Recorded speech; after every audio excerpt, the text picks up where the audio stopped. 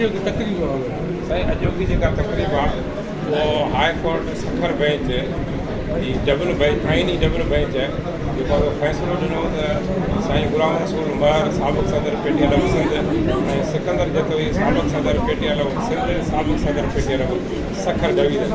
जी जेका election commission आहे monitoring election commission जी टे नाला साईं गुलाम रसूल महर खां वरिता आहिनि, टे नाला सिकंदर जतोई खां वरिता आहिनि ऐं इलेक्शन कमीशन बि जेको आहे सो टे नाला असां खां वरिता विया, ॿ नाला साईं गुलाम रसूल खां, छाकाणि हुनखे चेयरमैन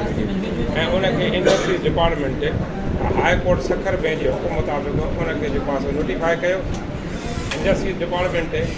लेटर कढियो हुयो त 10 तारीख़ ते उन्हनि जो हलफ़ थींदो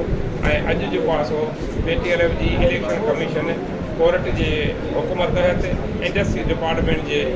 नोटिफिकेशन तहत अॼु पंहिंजो हलफ़ खणी रही आहे। मॉनिटरिंग इलेक्शन कमीशन बि हलफ़ खणी रही आहे ऐं पेटीएल जी मरकज़ी इलेक्शन कमीशन बि हलफ़ खणी रही आहे। असां मॉनिटरिंग इलेक्शन कमीशन मां पेटीएल जी इलेक्शन कमीशन मां तवक़ा कंदासीं त जेको इलेक्शन प्रोसेस आहे असांजो उहो इलेक्शन प्रोसेस सही नमूने सां जेको आहे सो पंहिंजूं फ़र्ज़ सही नमूने सां अदा कंदा ऐं इलेक्शन प्रोसेस खे पंहिंजे टाइम ते पाए तकमीले ते पहुचाईंदा। असां साईं गुलाम रसूल महर खे बि अर्ज़ु कंदासीं ऐं मां संदसि ॻोठु लखीअ बि हली वेंदुसि त इलेक्शन कमीशन तव्हां असांजे ॿिन्ही जे नालनि मुताबिक़ आई आहे, हाणे अचो त इन इलेक्शन कमीशन सां पाण ताउन कयूं, उन्हनि सां सहकार कयूं त जीअं इलेक्शन कमीशन इलेक्शन जे प्रोसेस खे पाए तकमील ते पहुचाए सघे। साईं उस्तादनि जा खोड़ सारा मसइला आहिनि। असां उस्तादनि जा मसइला सरकार खे अॻु बि चार्टर ऑफ डिमांड असांजी पेटीएल जी तनज़ीम गुज़िरियल 3 सालनि खां ॾिनी थी अचे। असांजी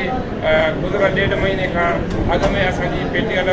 हाजी शफ़ी मोहम्मद साहिब जेको ते भरपूर तहरीक हलाई ऐं जेको आहे हाजी साहिबु मरण घड़ी ताईं बुख हड़ताल जो ऐलान कयो। रमज़ान शरीफ़ बि आयो, दोस्तनि हुन खां बुख हड़ताल जो ऐलान वापसि करायो, तहरीक मोखर थी।